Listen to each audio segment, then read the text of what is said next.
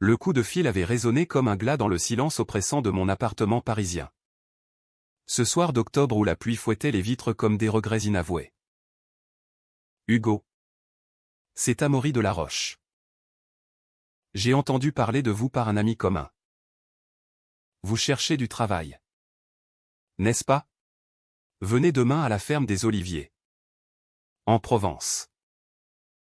Soyez là à l'aube. Sa voix, grave et impérieuse, avait transpercé mon désespoir comme une lame, me laissant pantelant sur le sol froid. Les larmes coulant enfin après des mois de sécheresse émotionnelle. Qui était cet homme pour oser me convoquer ainsi? Moi. Un ancien chef cuisinier ruiné par une rupture qui m'avait laissé sans rien. Sinon un cœur en miettes et une dette qui me rongeait comme un cancer? J'avais fui Paris à l'aube. Le train filant à travers les paysages automnaux qui se dérobaient comme des souvenirs flous. La Provence m'accueillit avec son air chargé de thym et de mystère. Les collines ondulant sous un soleil pâle qui peinait à réchauffer mes os gelés. La ferme des Oliviers se dressa soudain. Un domaine isolé au cœur des champs de lavande fanée. Entouré de cyprès sentinelles qui semblaient murmurer des secrets ancestraux. Amaury m'attendait sur le perron de la maison principale. Une bâtisse de pierre ocre aux volets verts écaillés. Vêtu d'un pantalon de lin impeccable et d'une chemise blanche qui soulignait la ligne athlétique de son torse. Ses yeux, d'un bleu perçant comme l'azur méditerranéen, me fixèrent avec une intensité qui me fit reculer d'un pas. Hugo. Entrez. Nous n'avons pas de temps à perdre avec les mondanités. Il était plus grand que je ne l'imaginais. Avec des épaules larges forgées par des années de discipline invisible. Et une mâchoire carrée ombrée d'une barbe naissante qui adoucissait à peine son regard d'acier. Milliardaire discret. Héritier d'une dynastie de parfumeurs niçois. Amaury de la Roche vivait reclus depuis la mort de son père. Fuyant les flashs des tabloïds parisiens pour cette bulle provençale. Mais pourquoi moi? Un cuisinier au chômage. Homosexuel assumé mais brisé par un amant infidèle qui m'avait volé mon avenir culinaire? Il m'expliqua d'une voix mesurée.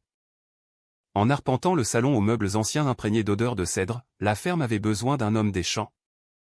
Quelqu'un pour redonner vie aux oliviers négligés et aux vignes assoiffées. Vous avez les mains calleuses d'un travailleur. Hugo. Et une sensibilité que je sens d'ici. Acceptez ce poste. Et je double votre salaire pour les 6 premiers mois. Je signai le contrat sans lire les petites lignes. Hypnotisé par la promesse d'un refuge. Les jours suivants s'écoulèrent en un tourbillon de labeur physique qui apaisa mon âme tourmentée. À l'aube, je labourais la terre rouge sous un ciel encore étoilé. Mes muscles protestant contre l'effort mais mon esprit s'éveillant à la symphonie des cigales et du vent dans les feuilles. Amaury observait souvent de loin. Adossé à une barrière. Un verre de vin à la main. Ses yeux suivant mes mouvements avec une faim que je refusais d'interpréter. Le soir, autour d'une table rustique. Il me racontait des bribes de sa vie, l'enfance dorée à Nice. Les amours fugaces avec des modèles anonymes. La solitude qui l'avait poussé à cette retraite forcée après un scandale, un baiser volé à un politicien influent. Immortalisé par un paparazzi. Les gens comme nous. Hugo. Nous portons nos chaînes invisibles. Mais ici, dans ces champs, peut-être pourrons-nous les briser. Une nuit. Alors que la lune baignait les oliviers d'une lueur argentée. Je le surpris dans l'étable. Caressant le flanc d'un cheval avec une tendresse qui contrastait avec sa froideur diurne. Il se tourna vers moi. Surpris. Et pour la première fois. Son masque craquela. Rejoignez-moi. Hugo. Parlez-moi de Paris. De ce qui vous a chassé. Assis sur une botte de foin. Nos épaules se frôlèrent. Et je déversai mon histoire, l'amour pour Julien. Ce traître qui avait détourné les fonds de notre restaurant pour s'enfuir avec un jeune barman. Les larmes vinrent. Chaudes et libératrices. Et Amaury posa une main sur mon genou. Un geste si simple qu'il alluma en moi une étincelle oubliée. Vous n'êtes pas brisé. Mon ami. Vous êtes terre fertile. Attendant la bonne semence. Les semaines s'étirèrent en un rituel complice. Je cuisinais pour lui des plats provençaux revisités ratatouille aux herbes sauvages. Agneau rôti aux figues et il dégustait en silence. Ses yeux ne quittant jamais les miens. Une après-midi pluvieuse. Alors que nous réparions une clôture sous l'averse. Nos corps trempés se collèrent par accident. Et le monde s'arrêta. Son souffle chaud contre mon cou. Son parfum de lavande et de musc m'enveloppèrent. Et je levai les yeux vers lui. Vulnérable. Amaury. Qu'attendez-vous vraiment de moi, murmura-je. La voix brisée par le désir naissant. Il recula. Le visage assombri par une ombre que je ne compris pas encore. Pas ce que vous pensez. Hugo. Pas encore. Pourtant. La tension grandissait. Invisible comme les racines sous la terre. Les matins. Il m'enseignait les secrets des oliviers. Ses doigts effleurant les miens pour guider la greffe. Envoyant des frissons le long de ma colonne. Les soirs. Nous parlions jusqu'à l'aube. Nos rires résonnant dans la nuit provençale. Effaçant les cicatrices de nos passés. J'appris sa peur viscérale de l'engagement. Forgée par un père homophobe qu'il avait renié à 16 ans. Et sa quête d'une authenticité perdue dans les palaces de Monaco. Moi. Je lui confiai mes rêves d'un amour pur. Sans mensonge ni trahison. Ici. Avec vous. Je respire enfin. Lui dis-je un soir. Nos mains enlacées sur la table. Il serra fort. Mais ses yeux trahissaient une tempête intérieure. Un jour, un visiteur inattendu brisa l'idylle naissante, un avocat parisien. Envoyé par les héritiers rivaux d'Amaury. Apportant des papiers pour contester la ferme. Amaury blêmit. Et pour la première fois, je vis la fêlure en lui un homme acculé. Prêt à tout pour protéger son sanctuaire. Restez à mes côtés. Hugo. Ils veulent me dépouiller de tout. Ce soir-là. Sous les étoiles filantes. Il m'embrassa enfin. Un baiser fiévreux et désespéré qui scella notre pacte secret. Mais au fond de moi. Une voix murmurait, et si ce que je donnais n'était qu'une illusion? Un pansement sur une plaie plus profonde? Les matins suivants portèrent les stigmates de notre baiser volé. Une douceur persistante sur mes lèvres qui rendait chaque regard d'Amaury chargé d'électricité. Nous travaillions côte à côte dans les vignes.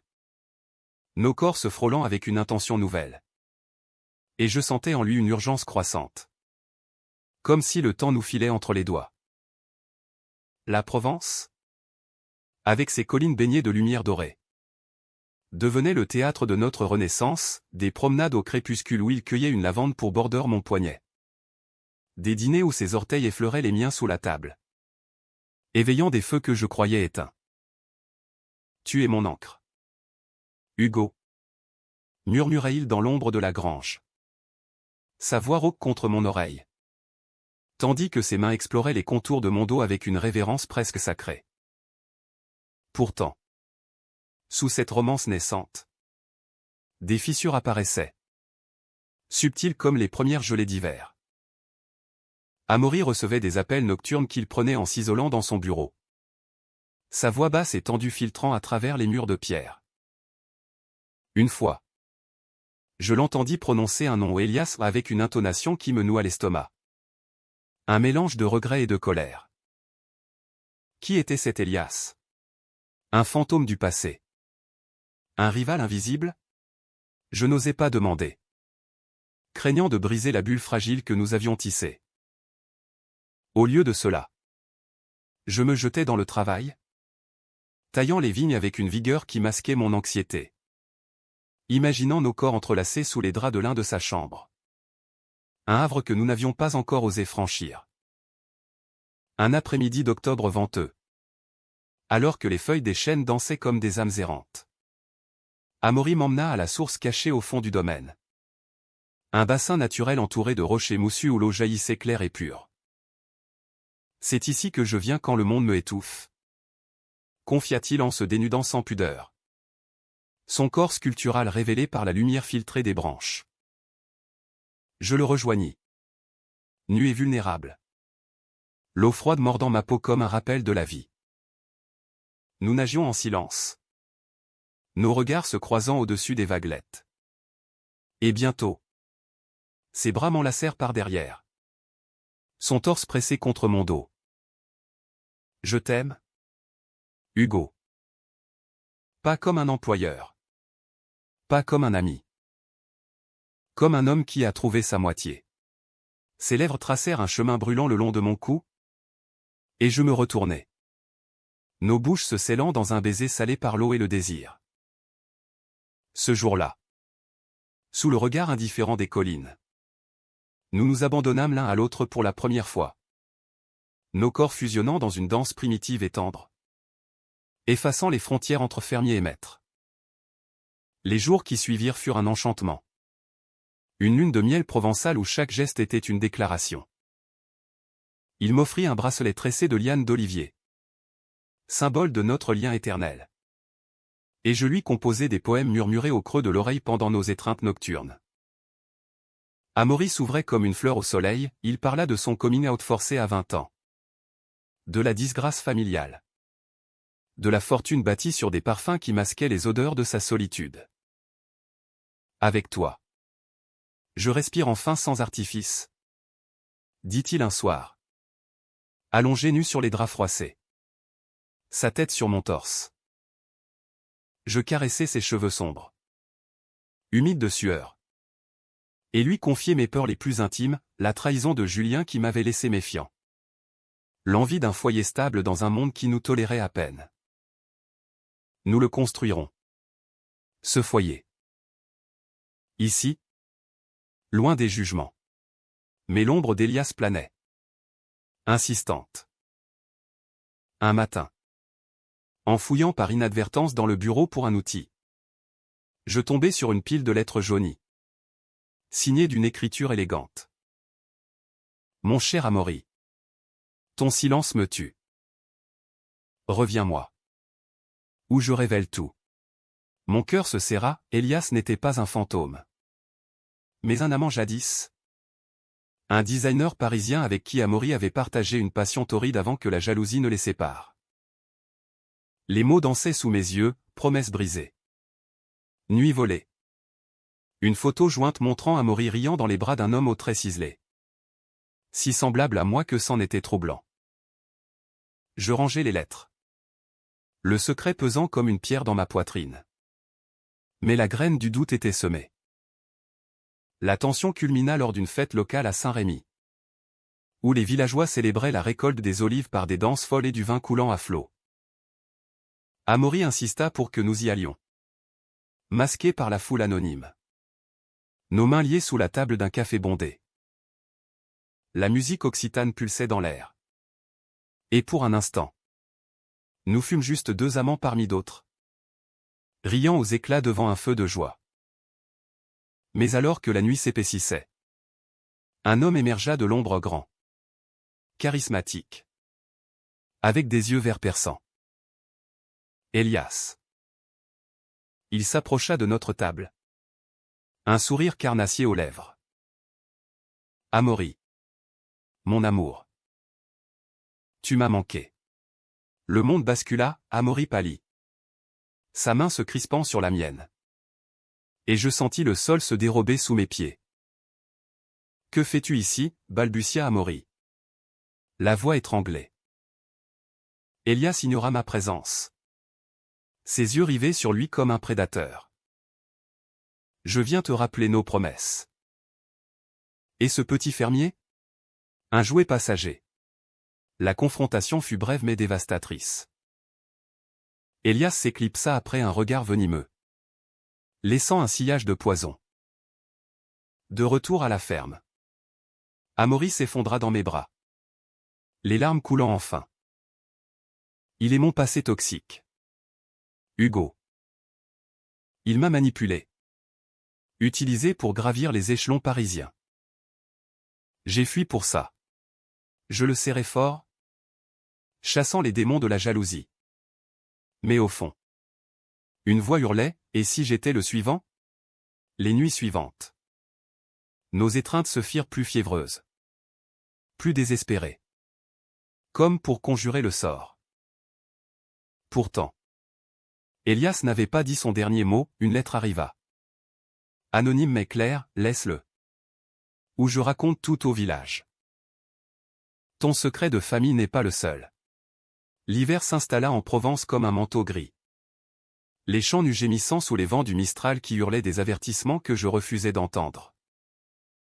Notre amour, autrefois fleur épanouie, se repliait sur lui-même, protégé par des couches de silence et de tendresse forcée.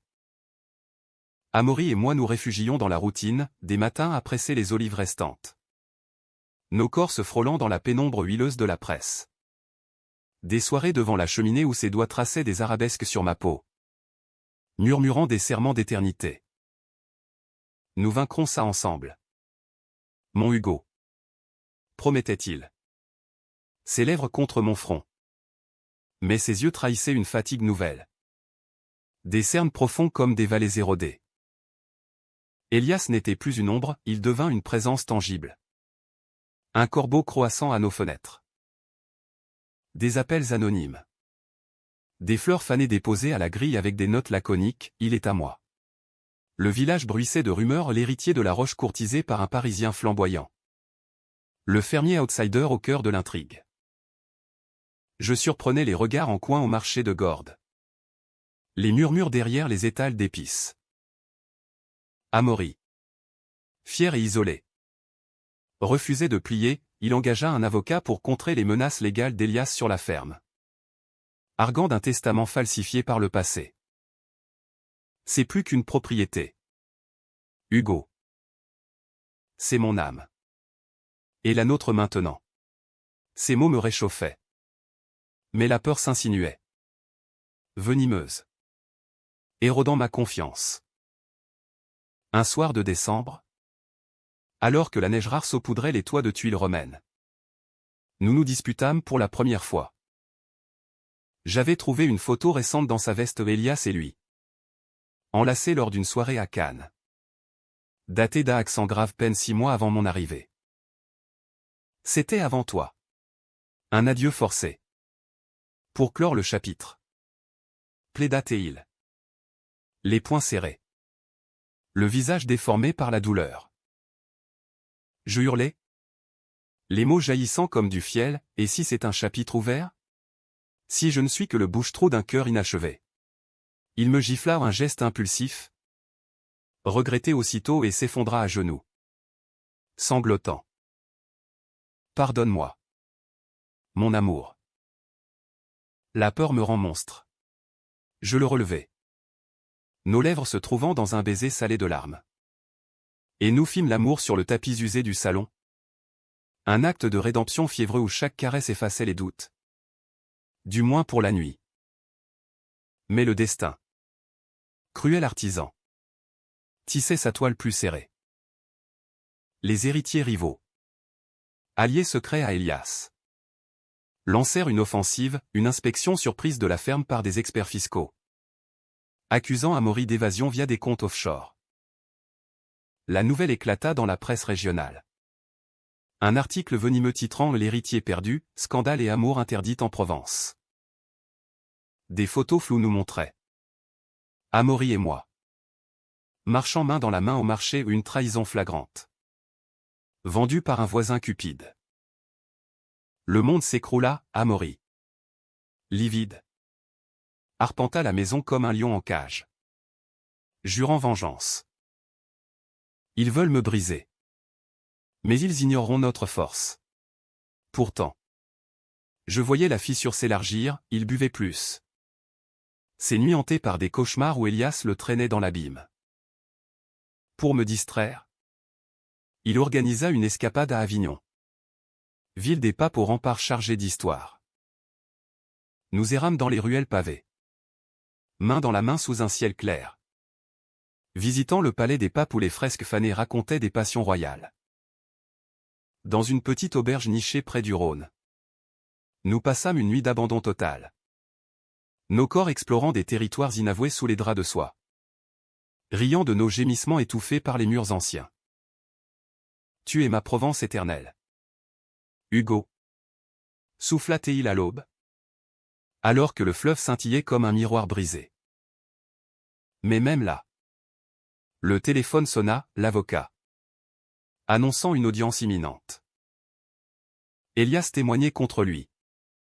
Révélant non seulement des irrégularités financières, mais aussi des secrets intimes qui pourraient ruiner sa réputation. De retour à la ferme. La tempête éclata. Elias apparut un soir. Sans invitation. Vêtu d'un manteau de cachemire qui jurait avec la boue des champs. Amaury. Soyons honnêtes.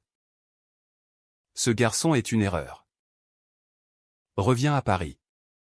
Avec moi. Et j'annule tout. Ses yeux glissèrent sur moi avec dédain. Me reléguant au rang d'insecte. Amaury le chassa. La voix tonnante, sors d'ici. Ou je te fais arrêter pour harcèlement. Mais Elias ricana. Laissant tomber une enveloppe sur la table avant de partir. À l'intérieur. Des documents, preuves falsifiées d'une liaison continue entre eux. Datés après mon arrivée. Pire. Une lettre d'amour signée de la main d'Amaury. Impliquant une trahison récente. C'est un mensonge. Il a forgé ça.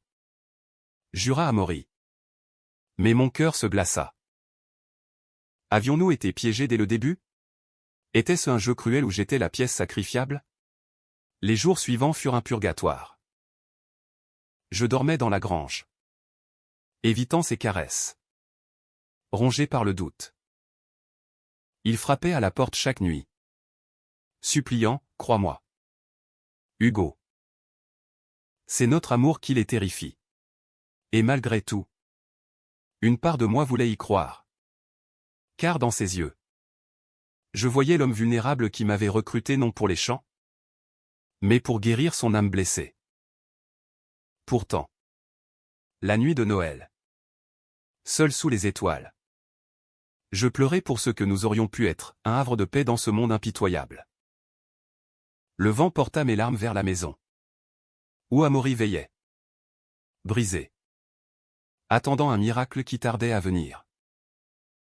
Le printemps hésitant de Provence porta des bourgeons timides sur les oliviers. Mais notre amour, lui, fanait sous le poids des mensonges accumulés. L'audience au tribunal d'Aix-en-Provence fut un cauchemar éveillé, Elias. Impeccable en costume sur mesure. Dépeignit Amaury comme un manipulateur séducteur. Usant de sa fortune pour asservir des amants vulnérables au moins inclus. Ce fermier, messieurs, n'est qu'un pion dans son jeu pervers? Déclara-t-il.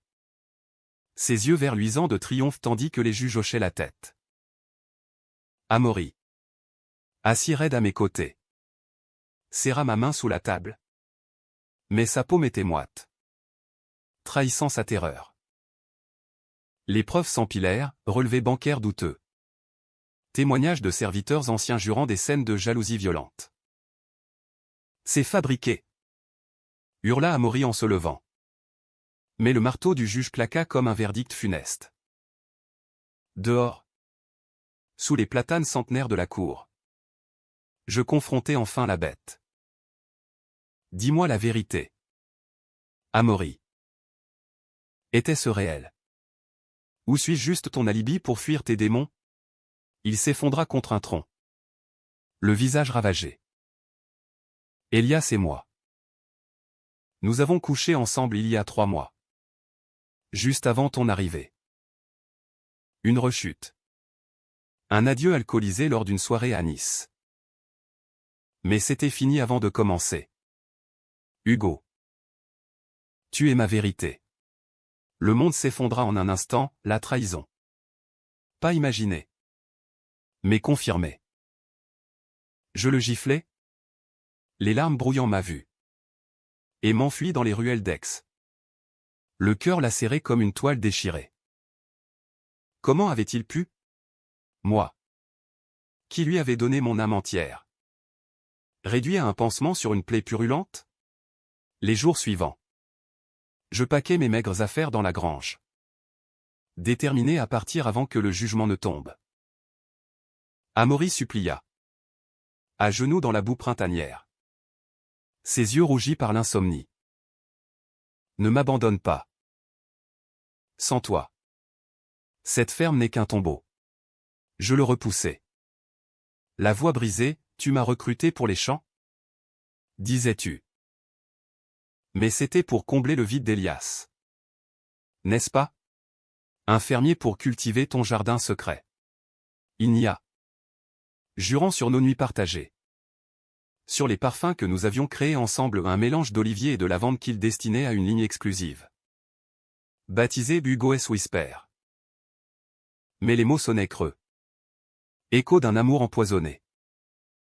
Elias. Sentant la victoire. Frappa plus bas, il contacta mon ex. Julien. Pour un chantage croisé. Menaçant de révéler mes propres dettes si je ne témoignais pas contre Amaury. Le téléphone sonna un soir. La voix de Julien suave et moqueuse revient à Paris. Chérie. Ou ton millionnaire te lâchera comme une vieille peau. Je raccrochai. Tremblant. Mais le doute s'amplifia. Était-ce un complot plus vaste? Où j'étais piégé entre deux prédateurs? La nuit. Seul dans la grange. Je revivais nos moments, le baiser à la source. Les rires sous les étoiles. Et pourtant. L'ombre d'Elias persistait. Un fantôme insidieux. Le point de non-retour survint lors d'une confrontation finale à la ferme. Elias débarqua au crépuscule. Flanqué de deux hommes en noir des détectives privés. Murmura-t-il. Signe les papiers. Amaury. La ferme est à moi. Et Hugo suit. La bagarre éclata, Amaury chargea. Point nu. Et un coup de feu retentit, un avertissement tiré dans l'air par un des sbires. Je me jetai entre eux. Protégeant Amaury de mon corps. Et le chaos s'ensuivit, sirène hurlante. Police provençale débarquant sous les projecteurs. Elias fut arrêté pour menaces aggravées. Ses preuves s'effondrant comme un château de cartes sous l'enquête.